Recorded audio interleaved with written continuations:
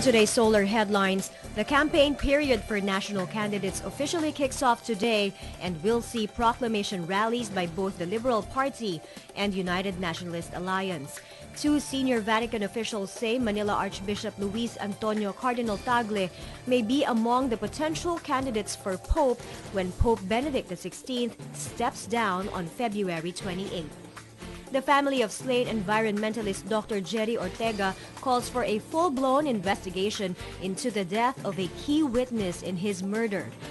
And Roger Federer calls for the introduction of biological passports in tennis similar to those used in cycling to crack down on doping. Good afternoon, I'm Mai Rodriguez and you're watching Solar Newsday. The Manila Police District is all set for this afternoon's campaign kickoff of the Liberal Party at the historic Plaza Miranda. To give us the latest on the security preparations, we have Kimberly Goa reporting live from Manila. Go ahead, Kim. My roughly 450 police officers, non-officers, and special units will be deployed to the various strategic points of Plaza Miranda, Recto, and Quiapo area to secure the proclamation rally of Team Pinoy at Plaza Miranda this afternoon. Special units will include K9 units, medical team, a bomb squad, SWAT, and the Bureau of Fire. Ground commander for the security is Station 3 under Superintendent Ricardo Layog. My MPD says the units will be deployed by noon. Here at Plaza Miranda, preparations for the proclamation rally are in full swing. There are banners and posters plastered within the perimeter of Plaza Miranda. There are presidential security group personnel guarding the area. The stage has also been set up. Chairs are being laid out and stage personnel are rehearsing the flow of the program and checking the audio. Already we can see that the proclamation rally this afternoon by the LP will be packed with people, as crowds are already gathering here even without the program.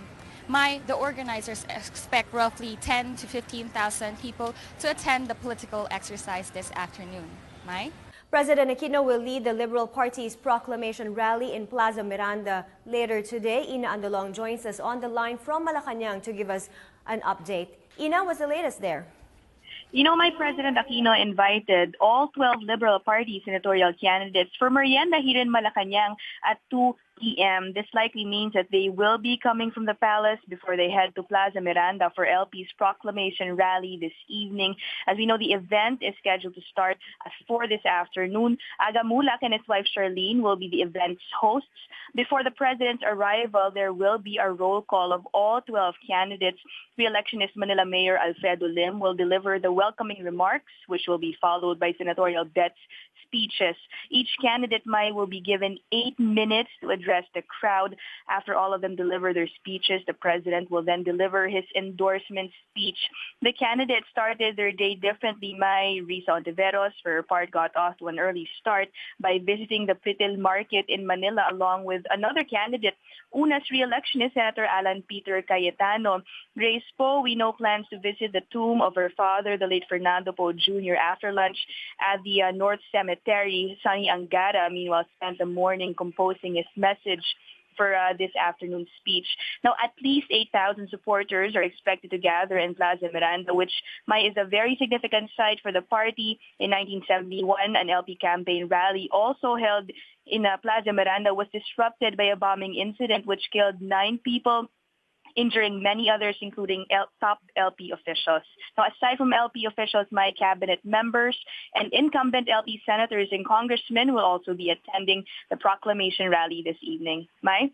Thank you, Ina. That was Ina Andalong on the line from Malacanang. The Commission on Elections encourages the public to use social media sites in reporting campaign violations. Patricia Ongsiaco tells us more.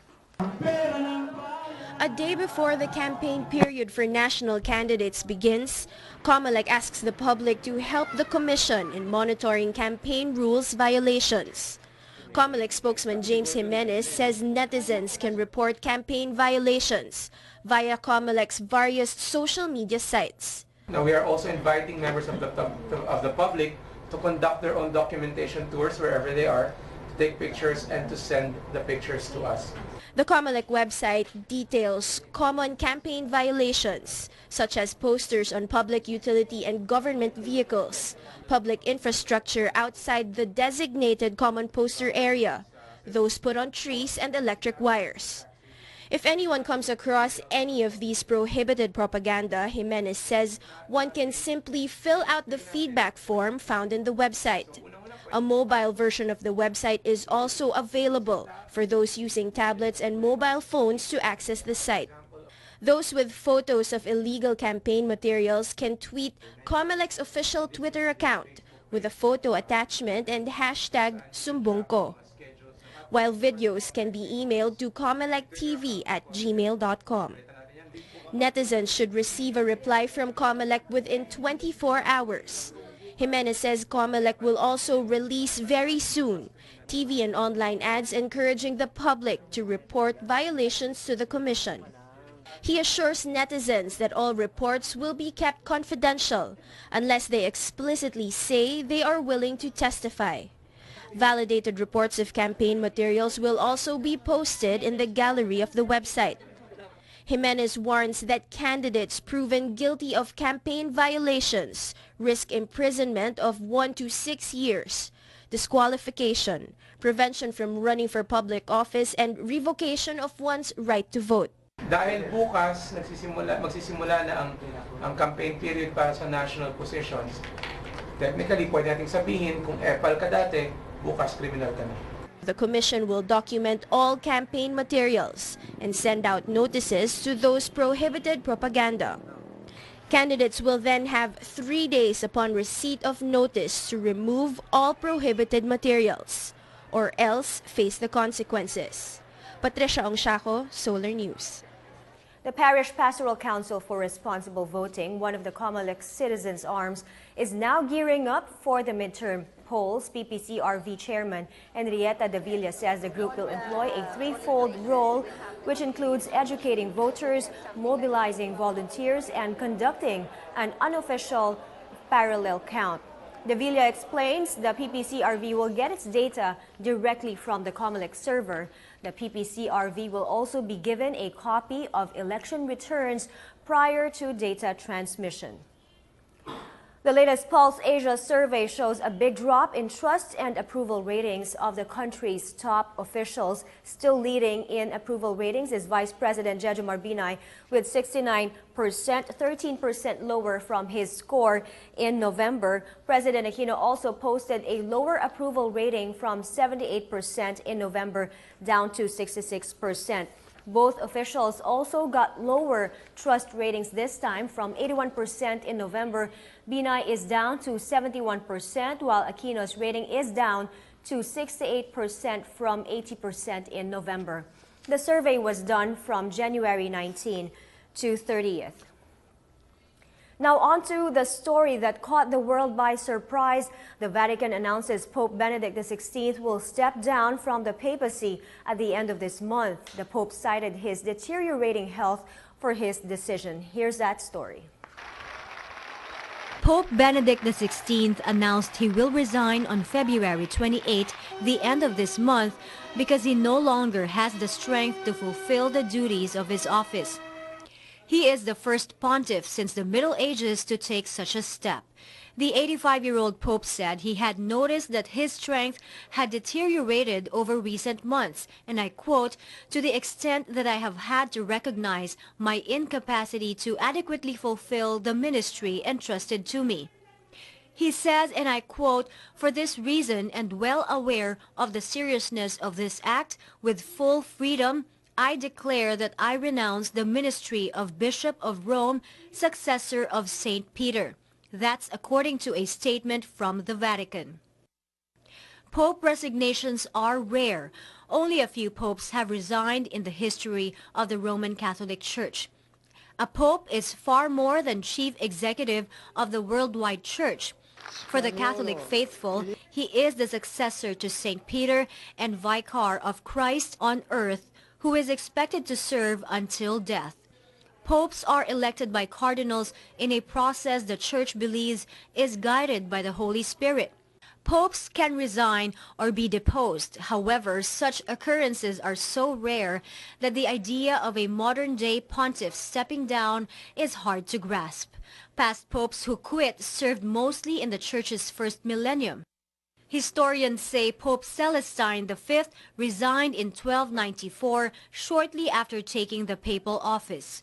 The last time pontiffs resigned or were deposed was during the Great Western Schism of the late 14th and early 15th centuries, when three papal lines competed.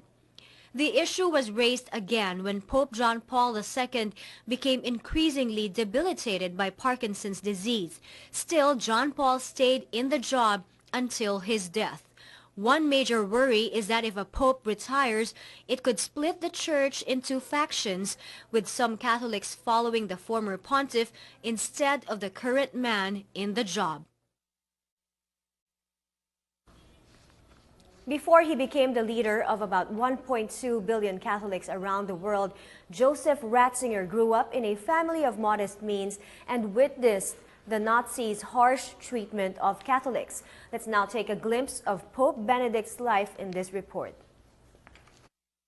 Cardinal Joseph Ratzinger, the given name of Pope Benedict XVI, was born in Passau, Germany on April 16, 1927. His father, a policeman, belonged to an old family of farmers from Lower Bavaria of modest economic resources. His mother was a daughter of artisans. Pope Benedict spent his childhood and adolescence in Traunstein, a small village near the Austrian border. His faith and the education received at home prepared him for the harsh experience of those years during which the Nazi regime pursued a hostile attitude towards the Catholic Church. The young Joseph saw how some Nazis beat the parish priest before the celebration of Mass. Fast forward to April 19, 2005, Ratzinger was elevated to the papacy upon the death of Pope John Paul II and celebrated his papal inauguration Mass 5 days later. Known for his rigid views on Catholicism, he has sought a more inclusive image as Pope. Well, that made me hungry. Do you have your own suggestions? Send it via our Twitter account at Solar TV News or through our Facebook page, Solar News Online. And recapping today's headlines, the campaign period for national candidates officially kicks off today, and we'll see proclamation rallies by both the Liberal Party and United Nationalist Alliance. Two senior Vatican officials say Manila Archbishop Luis Antonio Cardinal Tagle may be among the potential candidates for Pope when Pope Benedict XVI steps down on February 28. The family of slain environmentalist Jerry Ortega calls for a full-blown investigation into the death of a key witness in his murder. And Roger Federer calls for the introduction of biological passports in tennis to crack down on doping.